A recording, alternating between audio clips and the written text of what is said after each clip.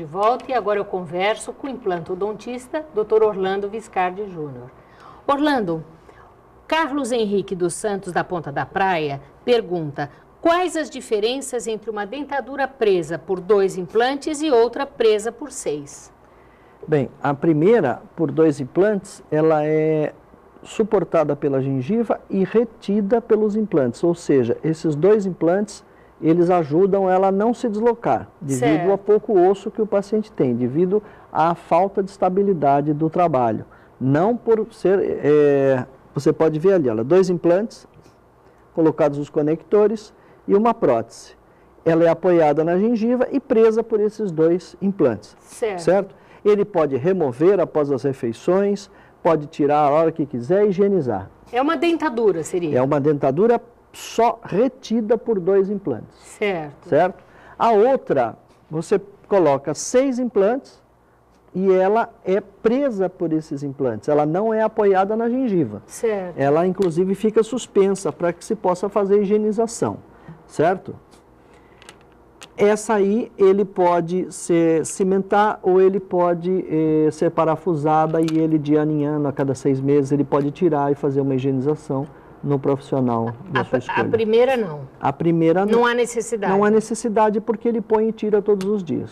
Mas no caso, a segunda seria melhor ou existe uma melhor que a outra? Cada caso é um caso. Cada caso é um caso. Na primeira, quando você tem pouco osso, então você só consegue colocar 2 ou 3 implantes. E a outra, quando você tem osso suficiente, que dá para colocar vários, aí você consegue um trabalho mais adaptado, mais firme.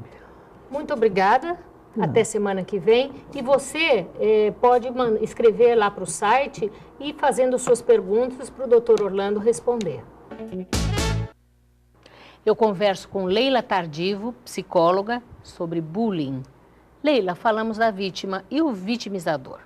Então, em geral, assim, as pesquisas mostram que os vitimizadores são meninos ou meninas que também têm muitos problemas. Muitas vezes advém de famílias desajustadas, onde o padrão de convivência é violento, às vezes o bairro é violento, a família é violenta, enfim, pai que bate mãe, as situações todas que a gente conhece, muitas vezes até ligado ao alcoolismo. Então, tem essa situação para ser olhada, né? Muitas vezes procuram autoafirmação humilhando às custas do sofrimento do outro. Então, o vitimizador também precisa de muita ajuda. Agora, prevenção é o melhor remédio? É o melhor remédio. Pois eu disse, quando chega naqueles pontos, você estava comentando de um caso que a criança não cai na escola. Ela pediu um tutor, falando para a mãe, quero um tutor porque não posso ir mais para a escola. Sozinho. Eu conheço já vários casos, mas assim, quando chega neste ponto, onde não tem mais condição de conserto, né, a criança precisa mudar de escola.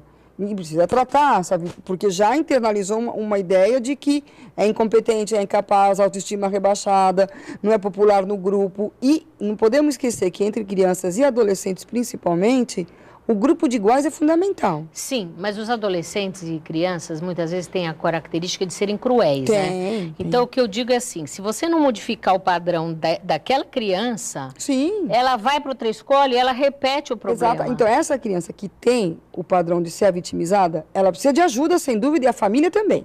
Você pode mudar de escola, mas se ela for para outra escola se sentindo com autoestima rebaixada, se sentindo incompetente, se sentindo excluída, rejeitada, ela vai, isso é um drama, né? Criar as condições para repetir isso. Vai ficar rebaixada, vai ficar humilhada. Ou, Mônica, existe uma outra situação muito grave também.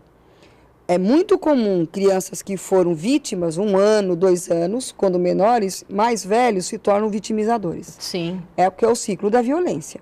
Então, também isso é outra situação que requer de todos nós muito cuidado. Agora, como seria feita essa prevenção? Eu penso que é importante abrir um espaço de diálogo. Não dizer, minha escola não acontece.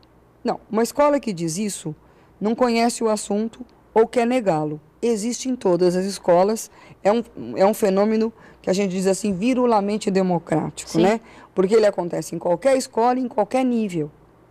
Então, é muito importante a atenção dos educadores que estão aí para educar, de verdade o contexto para prevenir. Na clínica chegam os casos que já estão muito avançados e muito prejudicados. Na escola, a gente tem como fazer prevenção. né? Então, criar formas de conversar com as crianças sobre o assunto, com adolescentes.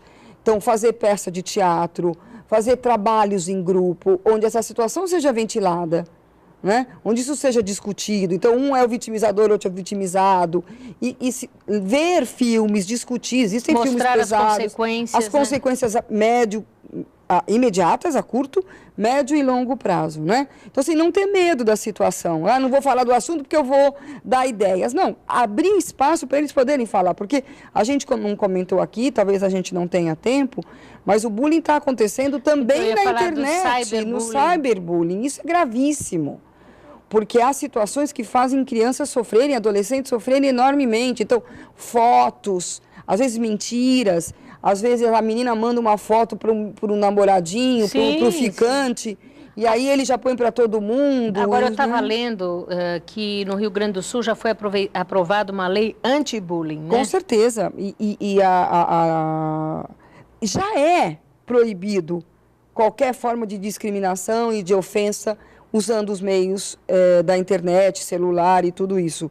Só que existe uma lei para ser julgada agora. E é possível você ir atrás. Isso, inclusive, pode responsabilizar o site. Então, o Orkut, ou o próprio Facebook, o que for. Porque não pode mesmo. Então, isso acho que é papel da sociedade. Inibir, coibir, né? Essas formas, não valorizar isso como uma forma de ser mais importante ou socialmente aceito. A situação não tem que ser por aí. Agora, é importante na própria escola que isso seja tema de conversas, nas aulas de orientação, que isso seja ventilado e trabalhado. Eu conheço escolas no ABC que estão fazendo um projeto. Então, são as crianças que vão escrever, que vão fazer ou uma história, ou um filme, uma peça, um trabalho em grupo, com a orientação dos professores e dos orientadores. Mensagem final, uma pena, porque tem tanta coisa para falar para o nosso telespectador. Então, a ideia seria, talvez, dizer para o telespectador que se ele conhece alguém que sofre ou que pratica, que essas crianças e adolescentes precisam de ajuda. Se estiver dentro da casa dele, para os pais não se sentirem culpados, para não ficarem angustiados e, na verdade, abrir um espaço de escuta, de diálogo e pedir ajuda na própria escola, para o pediatra da família, para um psicólogo, porque muitas pessoas estão preparadas para ajudar. E para o jovem que vive isso, não se sentir sozinho. É uma importante dica. Muito obrigada, foi muito bom. Ótimo, eu que agradeço. E você não deixe de acessar o www.monicadelimazevedo.psc.br. Você vai achar dicas, sugestões, os vídeos que foram para o YouTube. Tem muita coisa legal. Até o próximo Arte de Viver. Tchau, tchau.